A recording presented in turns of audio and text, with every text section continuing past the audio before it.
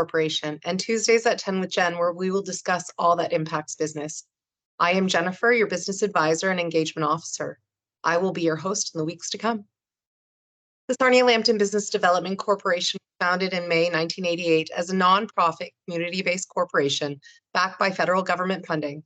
We want to reduce small business failures and empower business owners to succeed by providing access to the funding and resources they need to build stable work environments and sound business plans. We offer free business counseling and flexible and repayable loans for new and existing small and medium-sized businesses. Today's topic: during tough economic times, what needs to be considered for marketing a business from the pricing perspective? Let's start looking at what is pricing. Pricing is the art and science to understanding how much any given buyer is willing to pay for a product or service. Establishing the value of a product can be tedious and consuming, considered one of the most difficult tasks any business can accomplish, as it must speak with all functional areas of the business to ensure all costs are covered, but also has to be respectful to the current market conditions and the lack of consumer confidence and trust that we're seeing today. As a result, there's no room for errors with pricing strategies for businesses. This is an unfortunate circumstance for an already tired business owner and tired consumer post-pandemic. More than 70% of Canadian consumers and 2/3 of businesses think a recession is likely in the next 12 months, according to a recent Bank of Canada survey. Nearly 1/3 of firms expect their rates of sales to decline over the next year, according to the Business Outlook survey released by the central bank a couple weeks ago. Businesses are attributing the slower demand to rising interest rates, reduced household spending, and expectations for the potential of a recession. However, with nearly 70% of firms expecting their rates of sales to remain the same or grow over the next 12 months, there's anticipation the recession may be mild. In December, the Canadian economy added 104,000 jobs, so economists anticipate there will be not a significant lack of economic activity and job loss compared to recessions of the past. However, firms are taking a more cautious approach to hiring, although almost half of firms plan to add staff over the next year to meet demand. The Governor of the Bank of Canada, Tiff Macklem, claims we're not predicting recession, we're predicting roughly zero growth for the next 2 or 3 quarters. But look, with roughly zero growth, we could get 2 or 3 quarters of slightly negative growth. So we can't rule out a month. Once we get inflation down, we can resume sustainable growth. Things can get back to normal, but inflation is not going to fade away by itself, he said.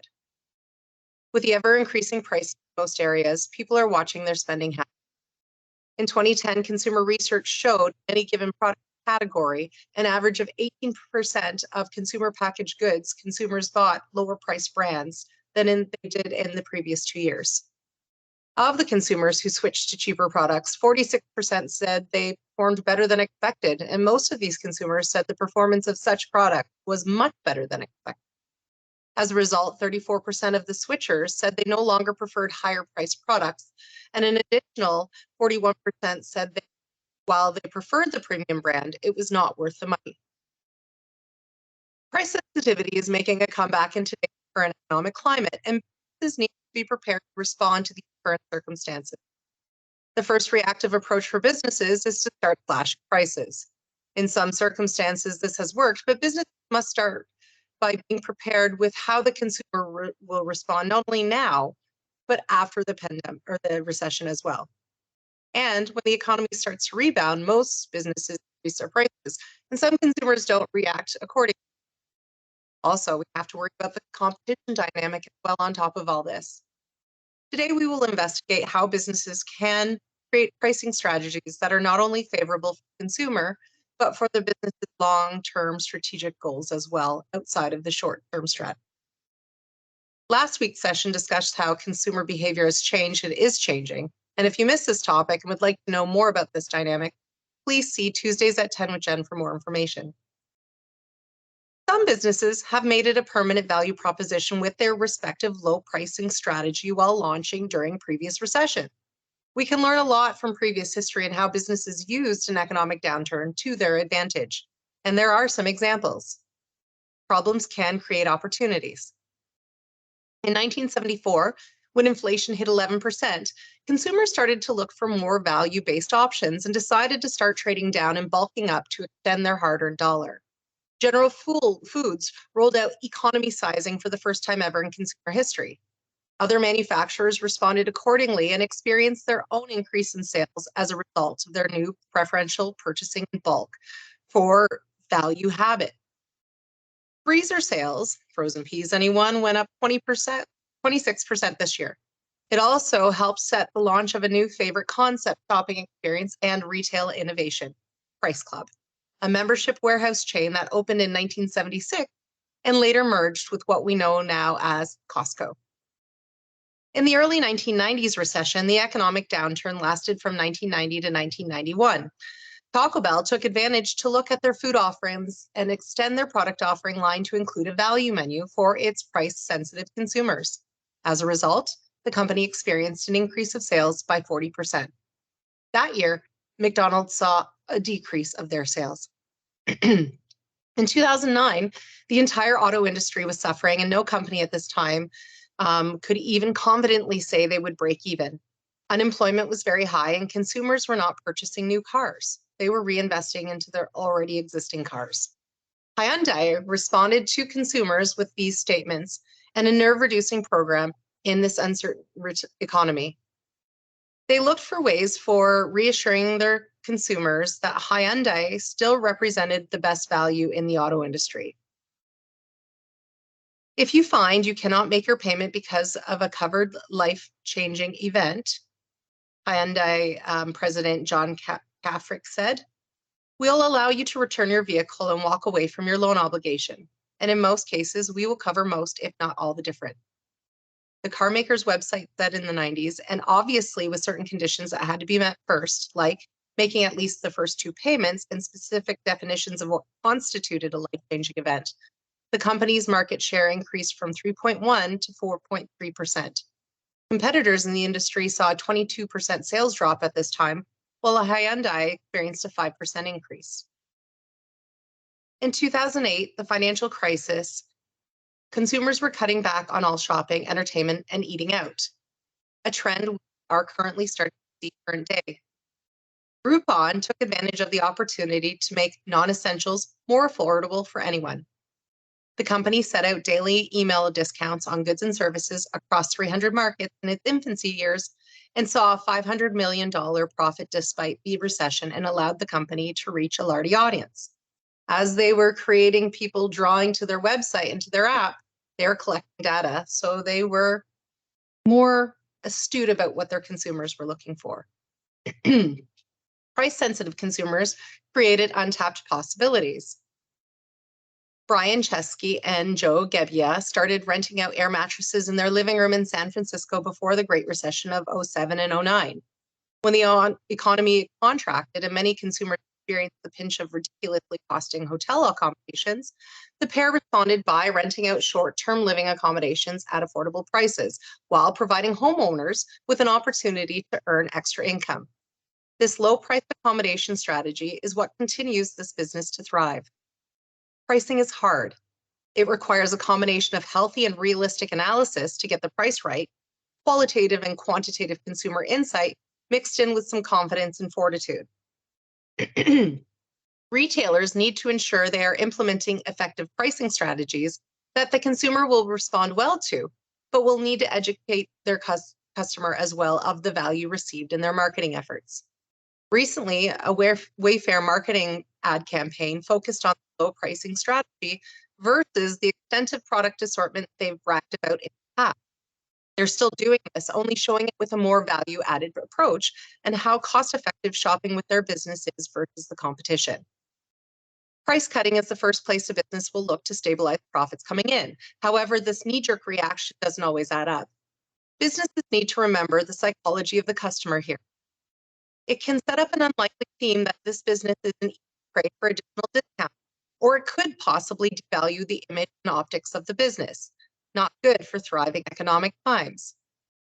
Pricing strategies should not be viewed as band-aid solutions for bleeding income statements, says Reid Holden, President and CEO of Strategic Pricing Group in Massachusetts and co-author of The Strategy and Tactics of Pricing.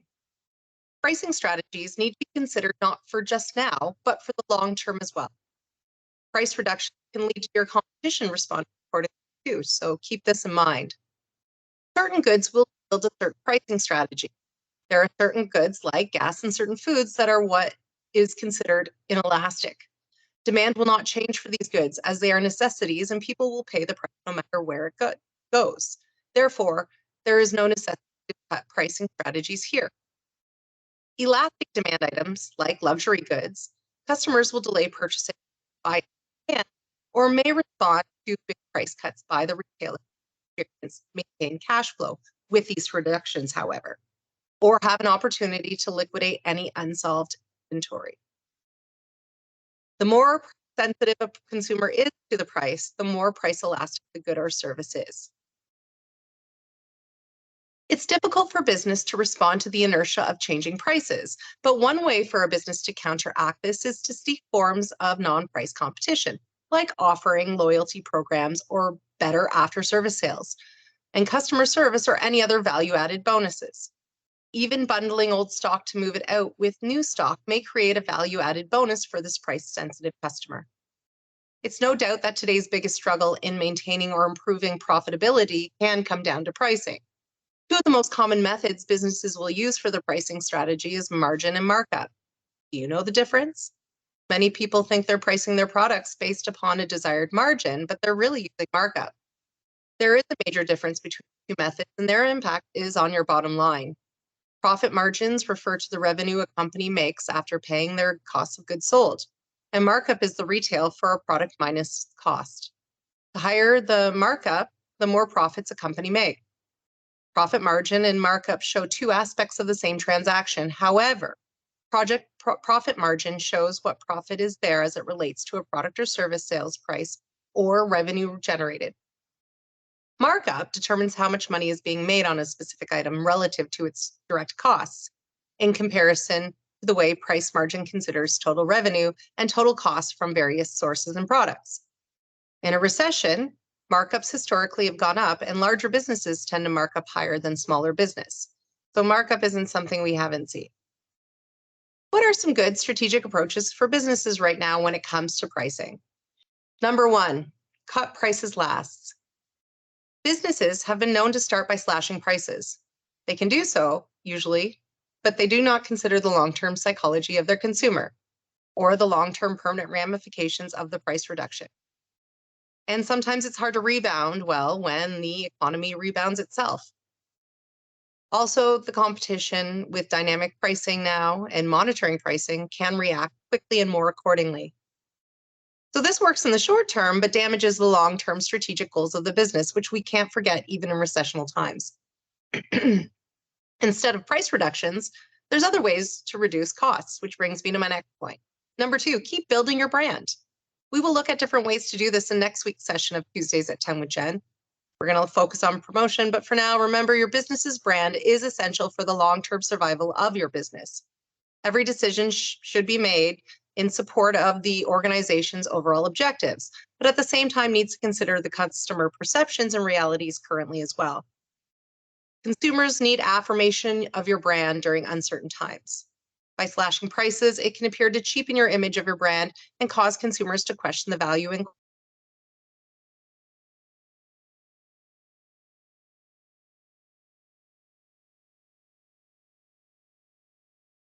showcase features, advantages, and benefits of your brand through the company website, social media, and other marketing outlets. Detail value for consumers to remind them of why they started purchasing from you to begin with, and validate that they will still be with you moving forward in the future together, and that you share the same story collectively that you shared at the beginning of your relationship. This does not need to cost the business any other additional marketing dollars if need be. Show how your price reinforces the brand and vice versa. Take an opportunity to interview your customers to find out how they view your products and services. Better yet, make it a contest on social media and get your customers working on the marketing for you. Number three, if customers leave for the competition or threaten to do so, it's okay. There will still be more than enough to go around. React by creating new customer incentive programs that will see successful responsiveness during recessional era.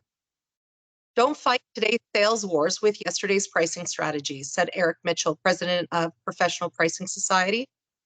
When the economy changes either up or down, so must your pricing strategy. Value pricing focused on the economic and/or psychological benefits delivered by your company's products and services is more effective than competitor, cost, or customer-driven pricing strategies. Implement segmentation pricing strategies by offering different pricing packages like premium, standard, and economy pricing. Premium customers receive a prestige product or service with minimal discounts, while an economic customer gets the minimum value. Economic customers or standard customers can always move up to the premium category once they feel comfortable to do so, usually in better economic circumstances. And pricing doesn't have to swing once the profits in the economy start picking up. This worked for Taco Bell and can for you too. Furthermore, reward the most loyal customers with additional incentives. This can be accomplished through loyalty programs, and please make these easy for your customers. Points for dollars spent program, free samples, exclusive sales, and more. 80% of your sales come from 20% of your loyal consumer base. Keeping loyal consumers happy is far more productive and less expensive than lowering your prices to accommodate everybody. Pay back loyal customers with insight into new research and development the company can already start creating a buzz for, and build this momentum for post-recession.